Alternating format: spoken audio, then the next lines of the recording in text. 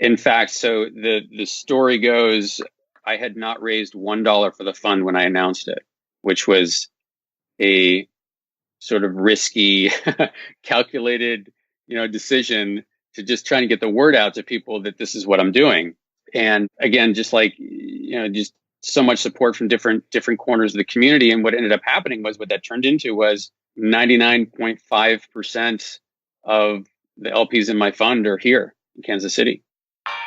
The startup investment landscape is changing, and world-class companies are being built outside of Silicon Valley.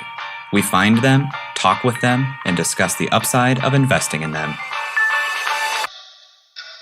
Welcome to Upside. Woo!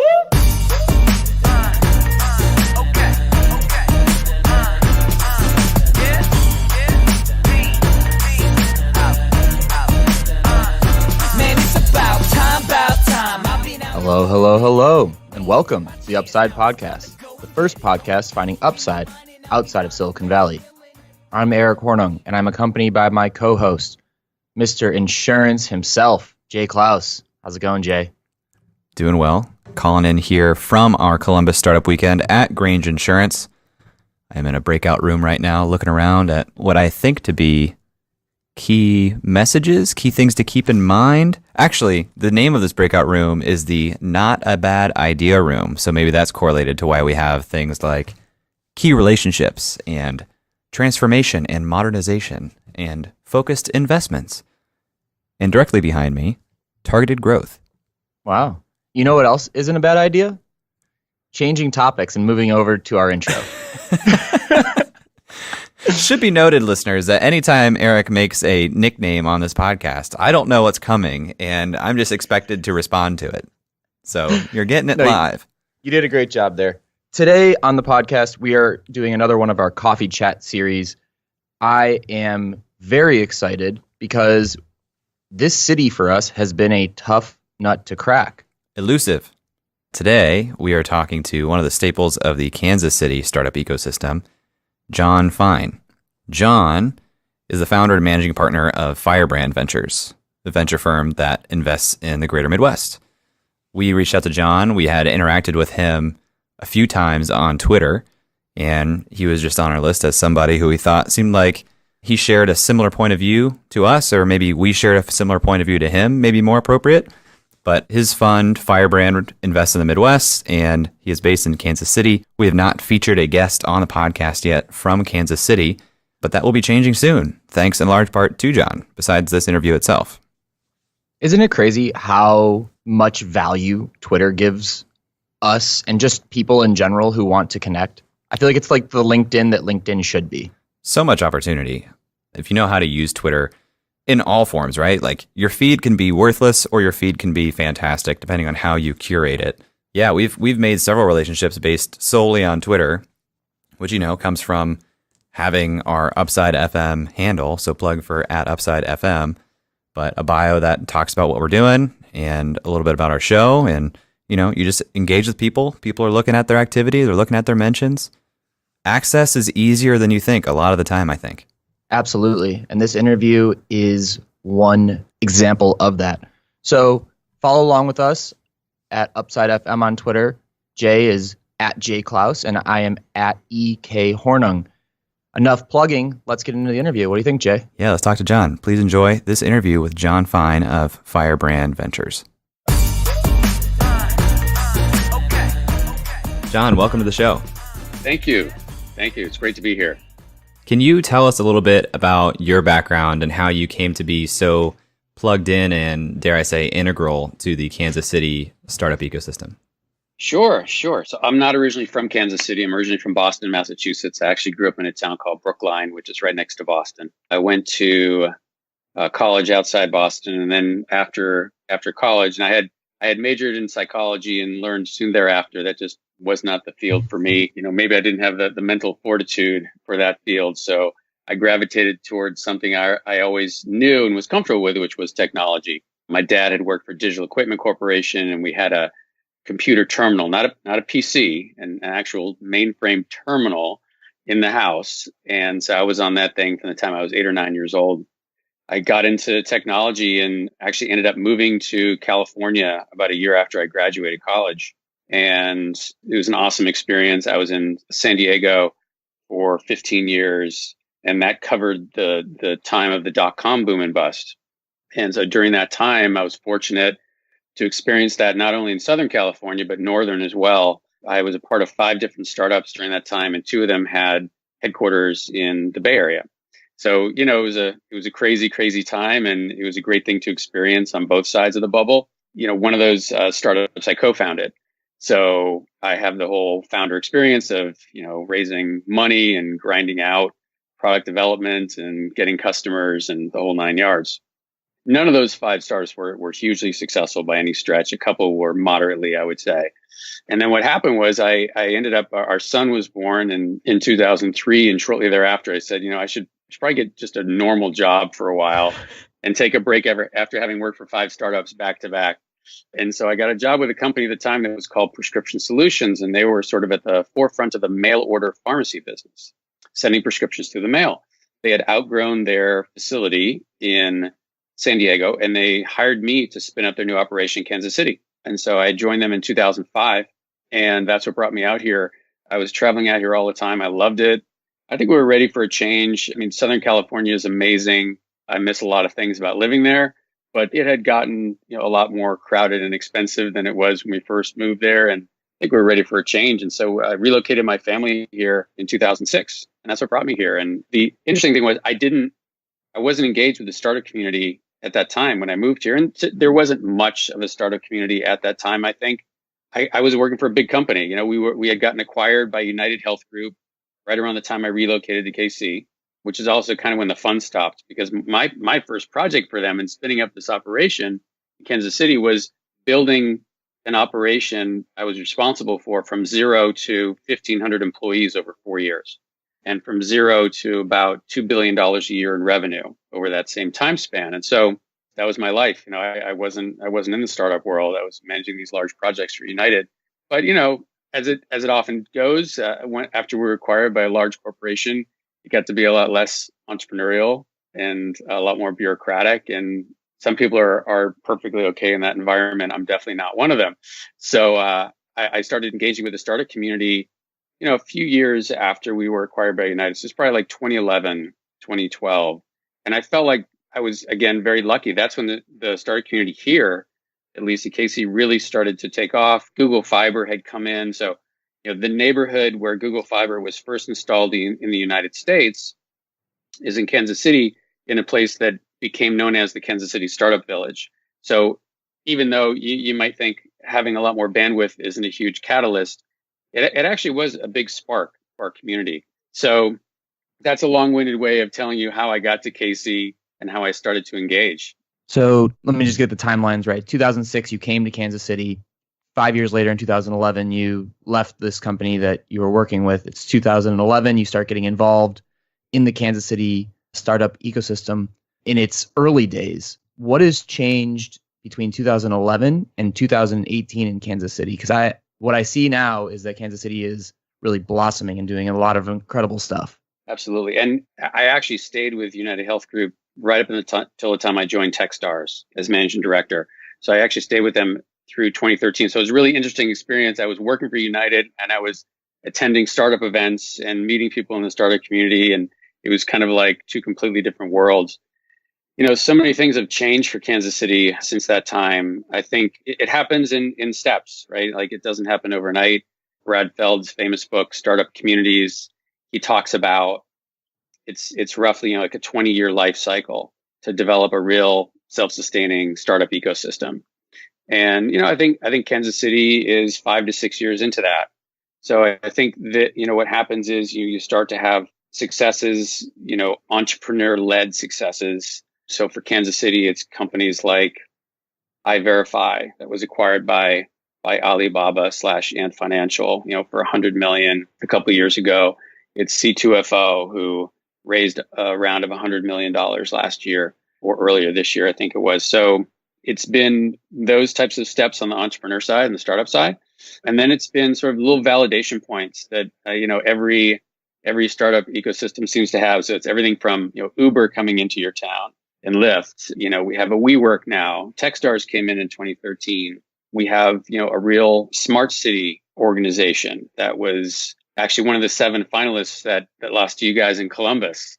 So kudos to Columbus for getting that for sure. Love it. And so I think that it's been a progression, of these little milestones that, each successive milestone sort of adds more excitement and credibility and vibrancy to the community. I think most importantly, it creates a cohesiveness around the startup ecosystem where it becomes easier and easier for founders to find each other, to find capital, to find customers. And, so I think Kansas City's on its way, but like I said, probably 5 or 6 years into that 20-year cycle. So definitely a ways to go as well. So when you say Techstars came in and you were the managing director, that was of the Sprint Accelerator, right? That's right. And thinking back now, we may have crossed paths because I was with the Startup Weekend Americas Summit that went to Kansas City in 2013 or 2014 to the Sprint Accelerator. What number branded accelerator was that for Techstars? I think it's probably one of the first, right? It was early on. I think it was somewhere between, as far as active programs, somewhere between like 10 and 12 at the time. They started with their city programs, which they refer to as the programs that are not affiliated with a corporate partner. Those are all the big cities, most of them in the US. And then they started bringing on other corporate partners and experimenting with that model. And now they really refined it. And I think they have it's almost 45 programs now around the world. It's crazy how much they've grown. So it was pretty early days for Techstars. The cool part for me, selfishly, was that when I started engaging with them, it's actually a cool story because I had been engaged with the Kansas City startup community for, probably roughly about a year and a half.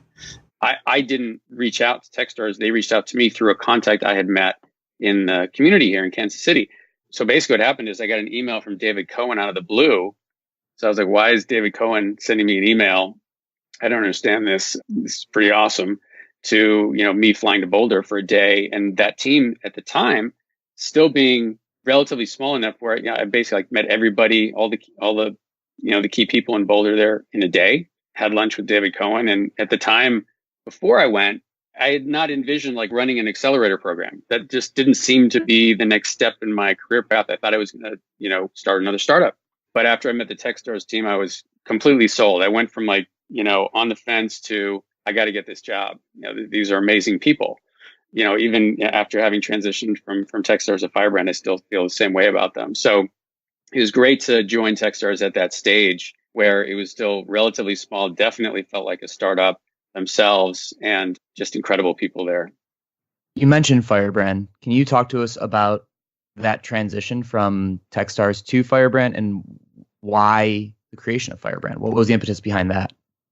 Yeah, the creation of Firebrand was really a direct result of the experience I had at Techstars, which was, I'm sure you guys probably know, Techstars takes applications from startups from all over the world. And so every year, even here in Kansas City, we had a really diverse, broad application pool. And what I saw was once we, selected those 10 companies, for the first 2 years, by the way, we didn't have any companies from Kansas City. And we didn't have a lot of companies even from the Midwest. It just worked out that way. But what they all had in common was they were all building real businesses, and they all raised $0 from Kansas City, and in most cases, $0 from the Midwest. And so I took a step back after 2 years of doing that and seeing that and said, wait a minute, okay, what's going on? Is this something they're doing wrong? Is this something I'm doing wrong? Is this something that is just fundamentally lacking in the investment community? And most of the answer I came up with was the last one. And so I just felt like it shouldn't be that difficult to raise an early seed round in the Midwest. But I just felt like this region was missing deals, and worse, a lot of cases, the startups were leaving and they were going to the coasts. And so that was the real impetus to start Firebrand after that third year. What type of feedback did you get from the community when you started that? Yeah, huge support. I can go on and on about the people of Kansas City, and I'm rocking the Love KC shirt. It just nothing but support. It was amazing. In fact, so the story goes, I had not raised $1 for the fund when I announced it, which was a sort of risky, calculated, decision to just try and get the word out to people that this is what I'm doing. And again, just so much support from different corners of the community. And what ended up happening was what that turned into was 99.5% of the LPs in my fund are here in Kansas City. So, I couldn't have asked for anything more. There was one of the first contacts I had in the high net worth community, who's a gentleman who's very, very well connected and a great connector. He doesn't need to do any of these things. He just loves to grow the community. And I went to him and I said, I'm thinking about raising like $1 million in Kansas City and then going outside for the rest. And he said, no. He's like, forget that. You're going to raise the whole thing here. I can make some connections for you, get the ball rolling. This is what you're going to do. I said, okay, if you're willing to do that, let's do it. And so that's what ended up happening. It was great. And how much did you end up raising? So the goal was to raise $7 million for the fund and have it just be a small, first time seed fund. And we ended up raising a little under 18. So, and again, it was vast majority of Kansas City investors. So it was, it went well. It wasn't easy. It shouldn't be easy, I think, but it turned out really well.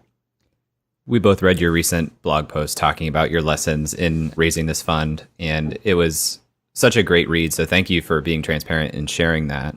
What types of companies do you think could succeed in Kansas City? And if you want to extrapolate to the Midwest generally, go ahead and do that. But where do you think Kansas City or the Midwest really provides fertile ground? Yeah, the great thing about the Midwest is that each community has sort of its own value to add for companies. And it's not necessarily limiting as far as, Detroit, obviously, mobility, but you don't have to be a mobility startup to succeed in Detroit. Cincinnati with, consumer/CPG, same thing. Indianapolis with MarTech, but they have grown enough so that if you are in that sector, that's awesome. And you're going to get a lot of resources, but even if you're not, that's okay too. For Kansas City, it used to be ag/animal health. There's an organization in Kansas City that a lot of people outside KC or the ag industry don't know about. It's called the Animal Health Corridor. And so Kansas City is like the animal health capital, possibly of the world, definitely of the US. So the majority of sales of pet food, diagnostics, and animal pharma originate from companies that are based in Kansas City. And most people don't know that. It's a like a group of over 100 animal health companies that are here. Obviously, if you're in that sector, this is a great place to be. But we have an awesome fintech community that has been outstanding. I mentioned a company called C2FO that raised 100 million in their last round. We also have a company called Bloom, which is sort of a high-tech 401k platform that's geared a lot towards millennials. They're doing extremely well. In fact, there's a fintech accelerator that just popped up. My friends at NBKC Bank just launched an accelerator specifically for fintech. So it's really quite diverse in KC. We've invested in 4 KC companies. They're all different. Logistics is obviously another big area for Kansas City. Kansas City obviously has a pedigree based on transportation. Awesome. Central location for that, and a lot of great transportation companies to partner with. It's great. The diversity of the sectors really make it special, I think. Are you guys still a seed fund, even though you raised almost or a little more than double what you were projecting? Yeah, definitely seed. Our sweet spot is investing in rounds when a startup is raising, somewhere between 500K and 2 million is typically when we'll invest. I really look up to, because you see other funds out there where they start off as a seed fund and then they raise bigger and bigger, and they get into Series A very relatively quickly in their succession of funds that they raise. And I really look up to, other funds like Homebrew as an example. They've raised slightly larger funds each time, but they've really stayed true to the seed phase because that's really what it is these days. In fact, Hunter Walk wrote a great blog post about how it's a phase, not a round anymore. So I think there's still tons of opportunity in seed, and that's just where I'm personally most comfortable. I kind of learned it at Techstars more than anywhere else, investing at that early stage. And so it's where I have the most fun, and it's hopefully where I had a little bit of value as well. How do you go about adding value? I know that some people have like pillars of how they add value as a VC. What are your pillars, or however you think about it? Yeah, I treat it very similarly to how I worked with startups when I was at Techstars. So sometimes it's sort of part investor, part mentor, and 100% partner. Our whole approach at Firebrand is treat us like a partner in your journey. And we use the word journey on purpose because, we've been founders, and I have an amazing advisory board that includes people like David Cohen, Wendy Lee, Brian McClendon, who created Google Earth and Google Maps, and just some amazing people that have all been founders. And so there's a lot of empathy there and knowledge that this is not going to be a straight upward line. This is going to be a crazy ride. There's going to be twists and turns and mistakes and ups and downs. And we want the founders to know that we're there. We've been there and we're there for them. And we're going to help not just when the times are good, but hopefully more than anything when the times are bad. And if they can trust us to confide in us, we're not going to judge them or lord over them or anything like that. We're going to roll up our sleeves and solve it for them. Mike Maples used a great term called co-conspirator. He sees himself as like a co-conspirator in there and with his startup founders. And I really relate to that. So that's the approach we really love to take and the value we add. Each startup is different, needs different things. And yes, I tend to spend a little bit more time with our earlier stage founders than later stage. So it can be anything from strategy advice, making connections for anything they need from customers to new hires, to just being there for that midnight call or text message when everything's hitting the fan, and they just need an ear, right? They need a sounding board. So that's what we want to be for them. So with Kansas City being in your estimated year 5 or 6 of this 20-year journey, help me project forward and think about what needs to continue to grow in Kansas City for the next decade plus. Yeah, I know. I'd say recently there's some awesome progress in just the quantity and quality of startups that are in this community.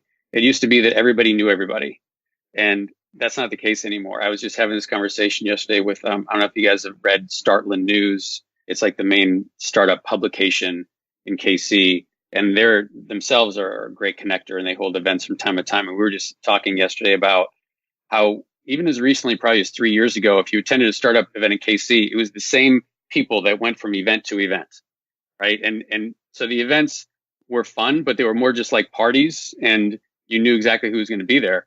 I attended an event the other day, and I literally probably knew, a handful of people out of, the 60 or 70 people that were there. So it's grown immensely from a quantity and quality standpoint, and the sources of funding have grown as well. So just in the last few years, there's been probably 4 or 5 funds that have popped up, that have been launched and raised money and actively making investments, all sort of different approaches. So that's fantastic. It still has a ways to go in other areas. So, again, that book, Startup Communities, that Brad wrote is so great because I always sort of come back to it in my head when I'm thinking about what Kansas City still needs to sort of cross that next milestone. Like I said, every Midwest or every startup community is different, needs different things, and has strengths and weaknesses. I'd say with Kansas City, corporate engagement is still an area where we need to improve. It's gotten a lot better over the years, especially sort of the mid-sized corporations have really engaged with the community. I'm still looking for a lot more engagement from the largest companies in Kansas City that I think would have a lot to offer. And then also, just there's always room for improvement in engagement with the universities. There's some fantastic universities, some right in Kansas City, some, a 40-minute drive from Kansas City like KU that have huge pools of talent. I think we all need to just do whatever we can to have a two-way engagement with them to really create a nice talent feeder into the ecosystem. It's happening a little bit, but I would love to see it happening more. And just, how it goes, right? It's awareness, and it's making, faculty and students aware of their opportunities in the startup community. And, these days, Kansas City is like everywhere else, like everybody's hiring. Every startup is hiring. A lot of startups are raising money and growing. And so a lot of that is just making sure that we have a talent feeder system locally. One last question from me, John. When a startup that's early stage comes to you and they're asking you just for advice and saying, we're about to raise a seed round or even a Series A, what type of advice do you give those founders in Kansas City? Yeah, I think the thing that's overlooked here, like anywhere else sometimes, is the building of relationships. And so the first thing I tell them is don't wait until you absolutely need to start raising.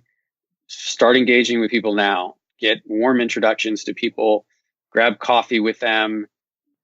get to know them as well as, let them get to know you and your vision for your company. I think that's super, super important. More important than anything else. Everything comes back to relationships. And so I think specifically, even for Midwest communities, it's even more important. I think things happen with a lot more velocity sometimes on the coasts.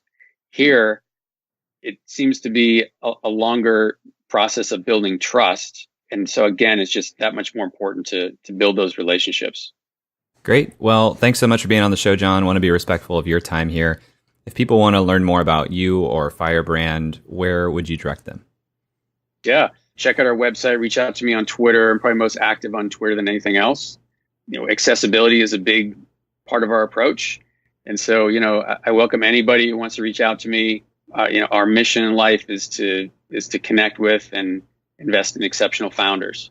And so always looking for those and always happy to help wherever I can. Great. Thanks so much for being on the show. All right, Eric, we just talked with John Fein of Firebrand Ventures. Hot take. What did you think of that conversation? I'm going to give you a lukewarm take. No, I'm just kidding. The one thing that I took away that I think was alluded to or talked about, but we didn't really dive into it, was this idea that when John went to raise Firebrand, there was this guy, this mystery man, who said, absolutely not, you're not raising only $1 million here, you're going to raise the entire thing here. Like, that kind of advocacy, we need to find people like that, Jay. That is like, I just thought that was so amazing, and we didn't really dive deeper into how this guy was connected, why he was such an advocate for Kansas City and the Kansas City startup scene. But I love that. I love that. Yeah, true. I think you and I find all the time that so much of life is just the people, right? And getting connected to the right people, and not just right people in terms of how can this person help me, but the right people in terms of who are the people that are aligned with my way of thinking and can really align with me and enroll with me on this journey that I'm going on for whatever it is. Similarly, a lot of the takeaways I had in this interview are actually similar to the takeaways I had from the blog post that John wrote that we both talked about and mentioned, the lessons from running a micro VC. He said his goal for raising the round for Firebrand, his initial goal for investment was $7 million. And that number stuck out to me because, Eric, you and I have talked about what a minimally viable micro VC fund would be, and the figure we've kind of come to is $7 million. Yeah, it's funny. I think that there's these kind of just like truths out there, and people generally kind of center around them. It's like, okay, you want to raise a micro VC, what's the minimum? It's 7 million. It's like, I've seen it time and time again, and it is. I thought the exact same thing when he first said that. Well, and that wasn't our first thought. Our first thought for a while was like, well, what it looked like to be 500K. And then it was like, okay, well, what about if it was $1 million? Well, what if it was 3 million? You have Spearhead out there who offers up to $1 million for their cohort of angel investors that they're trying to train. We looked at 3 to 5, but the problem with that seemed to be you wouldn't have much capital to deploy in terms of follow-on investment. It seemed like the math that we were doing and the people that we were talking to who had been involved in small VC or micro VC, that kind of pointed us to this $7 million number. So you have some on reserve that you can follow on with some of the bets that you took that were winning and doing well. Also, though, on that note, $7 million was his initial goal, but he ended up raising a little under 18 million. And then he went on to say, actually, fundraising is never really done. Still fundraising. And I thought that was an interesting take too, because I had kind of been of the mind that you raise a fund, you deploy the fund. Eventually, sure, you're going to go back and fundraise, but I didn't think of it in terms of sort of a perpetual fundraise. Yeah. And he mentioned that in terms of him, but also in terms of founders, you are continuously getting your story out there, because when it does come time that you need to, put the pedal to the metal, you want to have those relationships in place. So it's like, okay, I want to raise fund 2. Well, I've been talking to people for 2 years about the potential for fund 2 already. Same with a founder. If I want to, fundraising isn't a set point in time. It's a continuous relationship building exercise. It's also, and this is a nod to the new Drive Capital podcast, Differential. They were talking with the founder of Root Insurance, which was here in Columbus, Ohio, is here in Columbus, Ohio. And Alex Tim, the CEO of Root, was talking about their Series B. When he began raising the Series B, it was not because they needed capital. It was because investors were coming to them saying, I want to invest in your company. And I would imagine that's true for micro VC or, larger VCs who have had some success in the past. Eventually, if you're doing really well, the market flips and people are trying to give you money. And that seemed to be a little bit of the case here in John's case, where people kept showing interest, and the number rose from 7 million to 18 million, which is exciting for him. Yeah, it is. And I think that kind of plays into the idea that he hinted at from Hunter Walk of Homebrew of how it's not rounds anymore, it's phases. And I wish we would have asked a couple more questions about that and his interpretation of it. I've seen Hunter Walk mention that before. Something else that stuck out to me about what John was sharing in this interview, he made similar points to something we've talked about here on the podcast, which is geography. You don't need to be inside the valley to start these companies. And not only is it more cost friendly to be outside of the valley, but a lot of these ecosystems have very specific value to add. He mentioned Detroit with mobility, Kansas City with agricultural and animal health, Cincinnati with consumer packaged goods. So for a lot of companies, it makes sense to be outside of the valley for very strategic reasons, not even just from economic reasons. And, that's just a common refrain we keep hearing. And even though it may be getting trite as much as we talk about it, we got to keep beating that dead horse and pointing to it, because it's an important aspect of starting a company outside of the valley. Did you really just use beating that dead horse after we just learned that Kansas City is the animal health center of America and the world? Really beating that dead horse. That's the route you decided to go down. Beat the dead horse until a startup in Kansas City can help revive said horse. Did you know that about Kansas City, though? The animal health corridor? No, I didn't. And actually, if you would have said which city in the Midwest is the animal health corridor of the United States, I would have guessed Iowa City.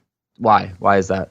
Bias. I've been to Iowa City. I did a startup weekend event there, and I talked to some of the founders, and I know that one of the startups we looked potentially bring on the show, won't name them, was in Iowa City, and it was related to animal health. So on a data point of 1, I would have made that snap judgment. That was not Kansas City. Yeah, that's why, you got to have a statistically relevant sample size, Jay. One thing that I wanted to mention is just the stickiness of Kansas City. I think that you and I have talked about this city before, and actually, over a year ago, we both stayed in Kansas City on our way up to the Berkshire Hathaway shareholders meeting. But I thought that it was awesome that John made the move to Kansas City and then felt the gravitational pull there. That kind of speaks to the stickiness of once you make a decision to come somewhere, and maybe it's having a family, maybe it's some outside things as well.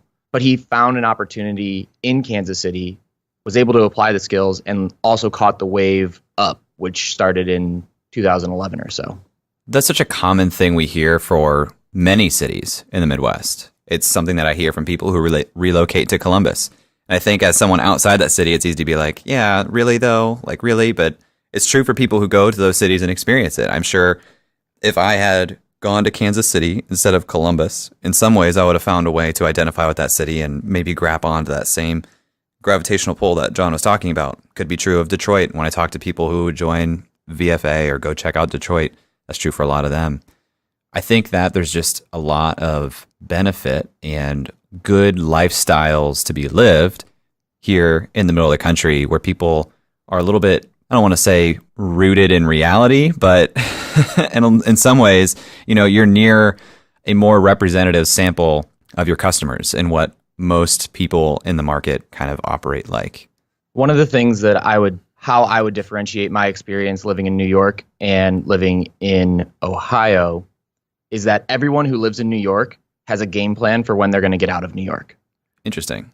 And I think it's a little opposite in Ohio. It's the place that you boomerang back to.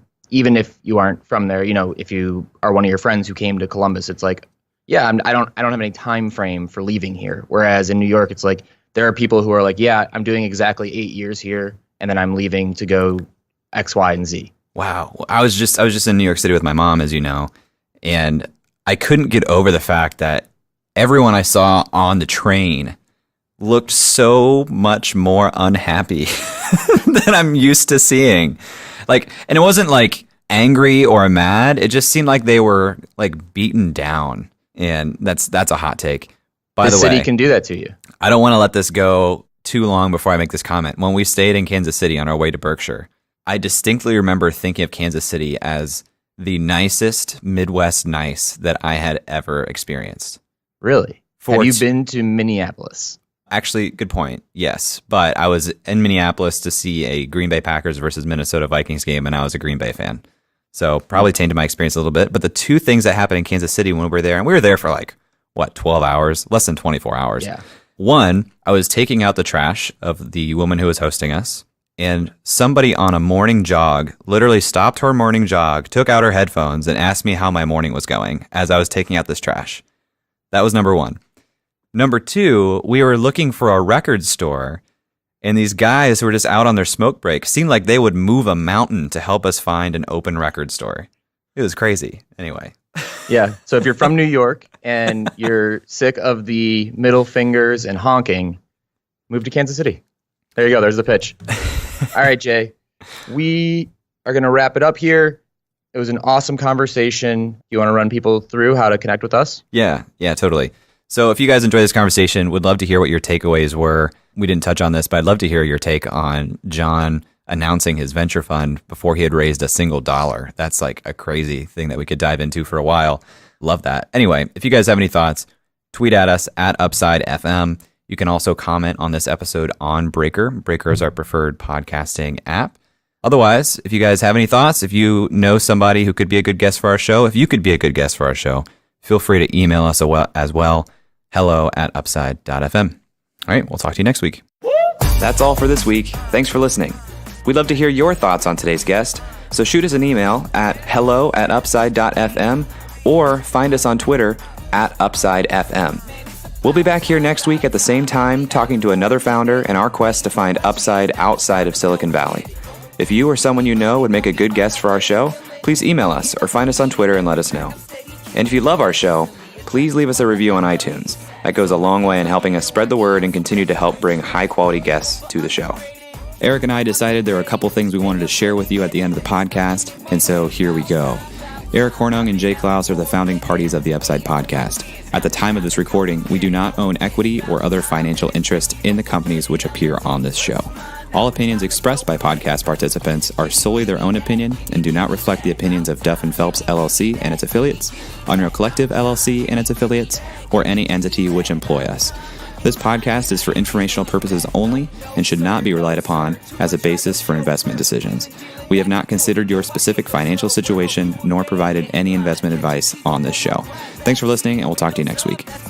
Never mind, bro, that can't be matched. I'm lighting it on fire, used to run victory laps, and still I'm not even tired. It's all about the timing, yeah, that's what they say. Well, I'ma keep on rhyming, find a way.